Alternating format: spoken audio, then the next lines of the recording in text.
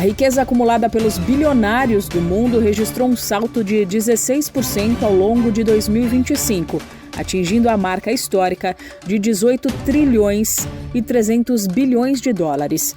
Os dados estão em um novo relatório da organização não-governamental Oxfam, que expõe o aprofundamento do abismo social entre os mais ricos e a população de baixa renda em escala global. De acordo com o levantamento, o crescimento do patrimônio dos super ricos foi 3 vezes mais acelerado do que a média registrada nos últimos 5 anos, enquanto o topo da pirâmide financeira viu seus lucros dispararem. A pobreza mundial permanece estagnada em níveis semelhantes aos de 2019, período anterior à pandemia de Covid. Para se ter uma ideia, desde 2020, a riqueza dos bilionários aumentou 81%, enquanto 1 em cada 4 pessoas do planeta não tem o suficiente para comer. E quase metade da população mundial vive na pobreza. O relatório destaca que o Brasil ainda é o país com o maior número de bilionários na América Latina. Por aqui, cerca de 70 pessoas acumulam juntas algo em torno de 253 bilhões de dólares, a maior fortuna total da região da América Latina e do Caribe. Diante do cenário global de desigualdade, a organização recomenda que os governos adotem medidas urgentes para reduzir o abismo financeiro. Entre as propostas estão a criação de planos nacionais com metas claras de redistribuição de renda e uma maior proteção social. O objetivo da entidade é alertar as lideranças globais sobre a necessidade de políticas fiscais mais justas que garantam que o crescimento econômico seja sentido por toda a sociedade e não apenas por uma pequena parcela da população. Da Rádio 2, Milena Abreu. O número de pessoas em situação de rua no Brasil segue em alta. Levantamento realizado pela Universidade Federal de Minas Gerais aponta que o país fechou 2025 com mais de 365 mil pessoas nessa condição, contra 327 mil pessoas em 2024. Os dados indicam que durante a pandemia de Covid-19 houve queda, mas desde 2022 os números só crescem. A maior concentração está no Sudeste, com cerca de 222 mil pessoas, o equivalente a 61% do total nacional. Entre os estados, São Paulo lidera com 150 mil, seguido por Rio de Janeiro e Minas Gerais, ambos com cerca de 33 mil pessoas. O Amapá tem o menor índice, 292 pessoas. Os pesquisadores do levantamento apontam 4 fatores como possíveis causas: o fortalecimento do cadastro único, o CAD único, como principal registro da população em situação de rua e porta de acesso às políticas públicas sociais, a ausência ou insuficiência de políticas estruturantes voltadas para moradia, trabalho e educação, a precarização das condições de vida após a pandemia e as emergências climáticas. Com informações da Agência Brasil, reportagem Maria Clara Abreu. O Brasil pretende captar cerca de US$1 bilhão do Fundo Verde do Clima para financiar projetos de enfrentamento da mudança do clima entre 2025 e 2029. A meta integra a atualização do programa País, publicada pelo Ministério da Fazenda no fim de 2025, que consolida a estratégia nacional de acesso ao principal fundo multilateral de financiamento climático.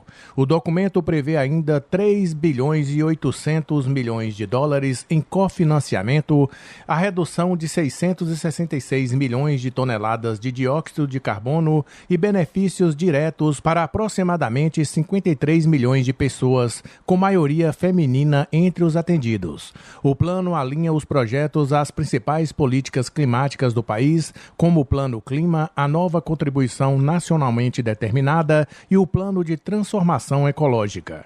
A nova versão define critérios técnicos para selecionar e priorizar propostas, como foco exclusivo no território brasileiro, convergência com metas nacionais e escala mínima de US$ 20 milhões.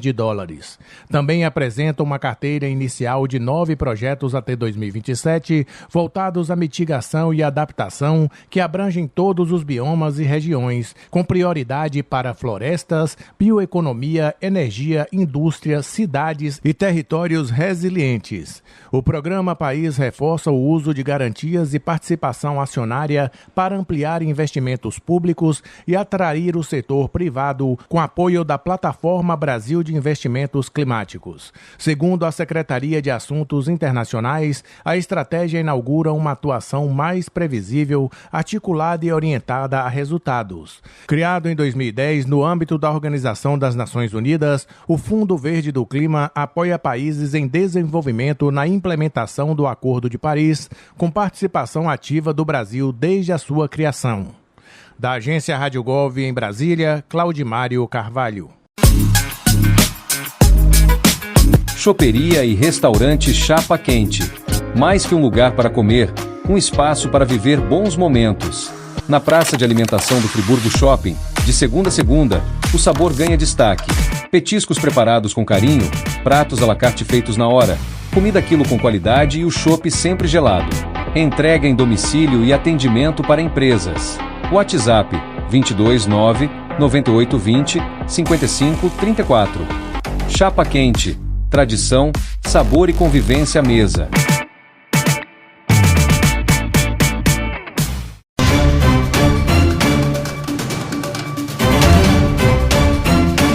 O presidente Luiz Inácio Lula da Silva sancionou a Lei nº 15.325 de 2026, que reconhece oficialmente a profissão de multimídia no Brasil, publicada no Diário Oficial da União no início do ano. A nova norma regulamenta a atuação de profissionais técnicos ou de nível superior que trabalham com produção e gestão de conteúdos digitais, audiovisuais e eletrônicos. A legislação define um amplo conjunto de atribuições para o profissional multimídia, como a criação, produção, captação, edição, planejamento, organização, gestão, publicação e distribuição de conteúdos de sons, imagens, vídeos, animações e textos em diferentes plataformas digitais e mídias eletrônicas. Para defensores da medida, a regulamentação amplia a segurança trabalhista e social de um setor que já atua de forma consolidada no mercado. A lei teve origem no projeto de lei 4.816 de 2023, de autoria da deputada federal Simone Marchetto, e foi aprovada pelas duas casas do Congresso Nacional. No Senado, o texto recebeu parecer favorável da Comissão de Assuntos Sociais antes de ser aprovado em novembro de 2025. Apesar do avanço no reconhecimento da profissão, entidades representativas do setor da comunicação alertam para possíveis impactos negativos da norma. A presidenta da Federação Nacional dos Jornalistas, Samira de Castro, afirma que a amplitude das atribuições pode gerar conflitos com profissões já regulamentadas. A FENAGE entende que há um risco concreto de conflito com profissões já regulamentadas, especialmente o jornalismo. Apesar de o texto da lei afirmar que não há prejuízo a outras categorias, essa ressalva ela é meramente retórica, porque ela não afasta os efeitos materiais da lei. As atribuições conferidas ao profissional multimídia coincidem diretamente com o núcleo das atividades privativas de jornalistas.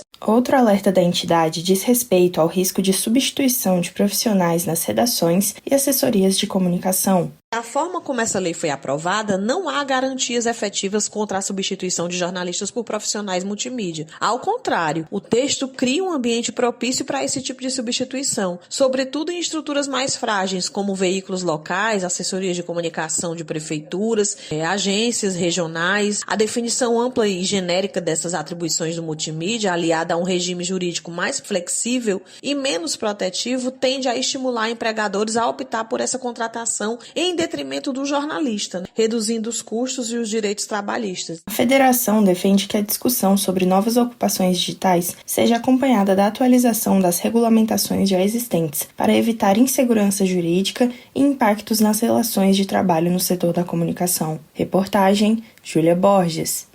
O Ministério da Saúde fez uma série de entregas nesta quinta-feira para ampliar o atendimento na rede federal do Rio de Janeiro.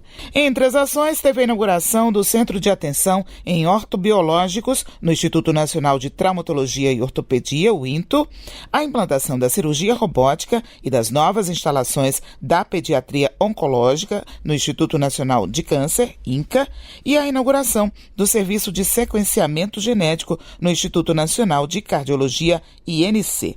Segundo o governo federal, essas ações fazem parte do programa Agora Tem Especialistas e do plano de requalificação dos institutos federais. A ideia é recuperar a capacidade assistencial da rede pública. O Ministério da Saúde também firmou um acordo de cooperação com a Fiocruz para contratar 2.059 profissionais para os institutos federais no Rio. Os investimentos do programa Agora Tem Especialistas só nos institutos e hospitais federais no estado somam 170 milhões de reais, segundo o Ministério. Da agência Rádio Gov, em Brasília, Márcia Dias.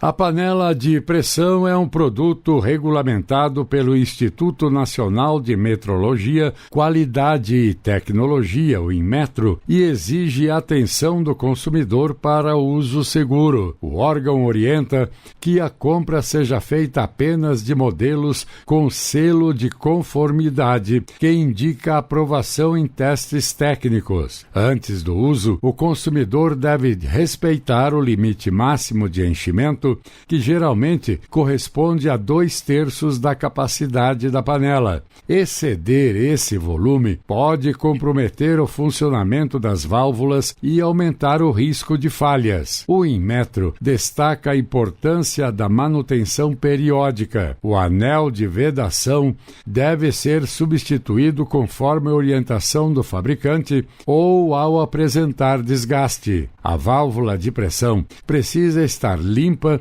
e em bom estado. Panelas com amassados, trincas ou danos não devem ser utilizadas. Durante o preparo dos alimentos, não se deve forçar a liberação do vapor nem acelerar o resfriamento com água fria. A tampa só pode ser aberta após a saída total da pressão interna. Caso a panela deixe de liberar vapor, o recomendado é desligar o fogo e aguardar o resfriamento completo. Acidentes de consumo podem ser registrados no Sistema Inmetro de Monitoramento de Acidentes de Consumo, SINMAC, contribuindo para ações de fiscalização e aprimoramento das normas. Da agência Rádio Gov em Brasília, Lademir Filipim. Reúna os amigos e a família e vá ao Bona Pizza. O funcionamento é de segunda a segunda até às 10 da noite. Localizado na praça de alimentação do Friburgo Shopping, o Bona Pizza oferece pizzas doces e salgadas, lanches rápidos, sucos e refrigerantes. Bona Pizza do Shopping da Praça. Telefone com WhatsApp 2523 3025. 2523 3025.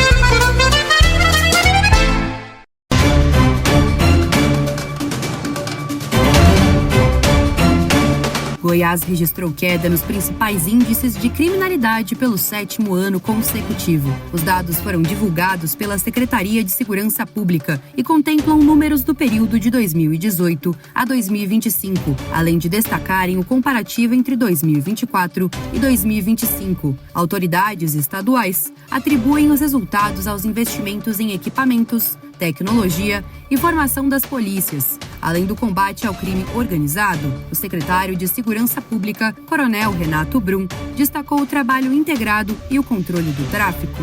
São reduções expressivas no qual tem de muito trabalho, de muita integração, de muita inteligência, muito investimento, controle do casco.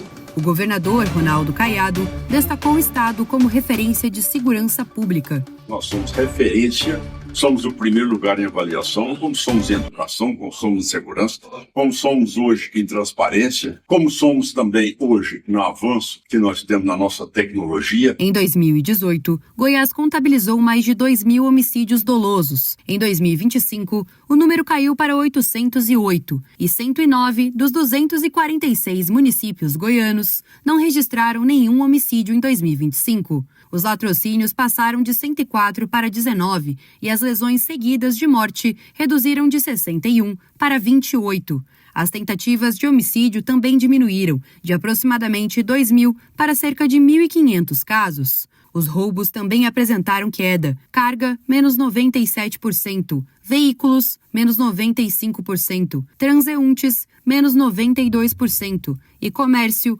menos 91%. A modalidade conhecida como novo cangaço não teve registros nos últimos anos. Já no comparativo entre 2024 e 2025, os destaques foram: roubo de carga com queda de 48%, roubo a transeunte, menos 34%, roubo de veículos, menos 33%, roubo em comércio, menos 30%, roubo em residência, menos 20%, homicídio doloso, menos 16% e estupro, menos 6%. Reportagem Maria Clara Abreu. Lançado em julho de 2025, o programa Luz do Povo amplia o acesso à energia elétrica e garante desconto na conta de luz para famílias em situação de vulnerabilidade social. A medida atende moradores de áreas urbanas, rurais e remotas e busca reduzir o peso da tarifa de energia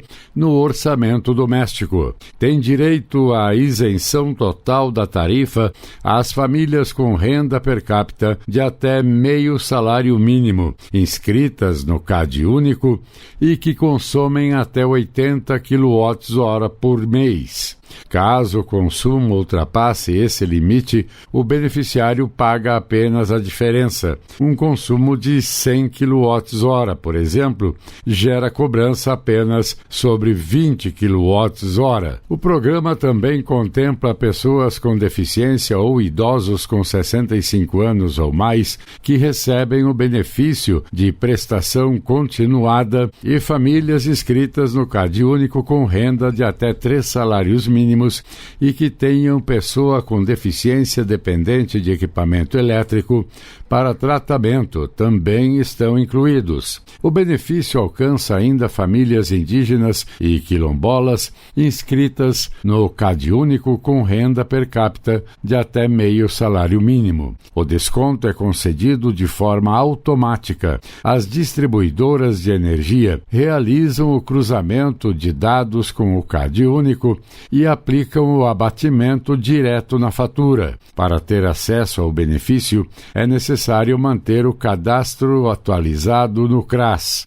A confirmação do desconto pode ser verificada na conta de energia, nos canais de atendimento da distribuidora ou pelo Disque 121 do Ministério do Desenvolvimento e Assistência Social, Família e Combate à Fome. Da Agência Rádio Gov em Brasília, Vladimir Filipim. A Agência Nacional de Telecomunicações, a Anatel, autorizou a retirada definitiva dos orelhões das ruas de todo o Brasil. O processo de remoção em massa acontece após o fim dos contratos de concessão das operadoras de telefonia fixa, que não têm mais obrigação legal de manter os aparelhos públicos em funcionamento. Para os mais nostálgicos, a retirada dos orelhões marca o fim de uma era na comunicação nacional. Mas esses aparelhos, que eram indispensáveis no passado, especialmente entre os anos 1970 e começo dos anos 2000, foram ao longo dos anos, principalmente com a popularização da telefonia móvel, caindo em desuso. Para se ter uma ideia, em um passado não muito distante, em 2020, o país contava com cerca de 202 mil orelhões. Atualmente, de acordo com os dados da Anatel, existem cerca de 33 mil orelhões em funcionamento no Brasil e cerca de 4 mil em manutenção. Da Rádio 2, Milena Abreu. Você sabia que a internet aumentou o alcance das emissoras de rádio? Além de poder ouvir nossa rádio em sua casa, trabalho e no carro, através de seu smartphone, você pode nos ouvir também em qualquer cidade, estado ou país. Basta baixar e instalar o aplicativo Radiosnet em seu celular ou tablet. É de graça. O Radiosnet está disponível para Android e iOS no site radiosnet.com.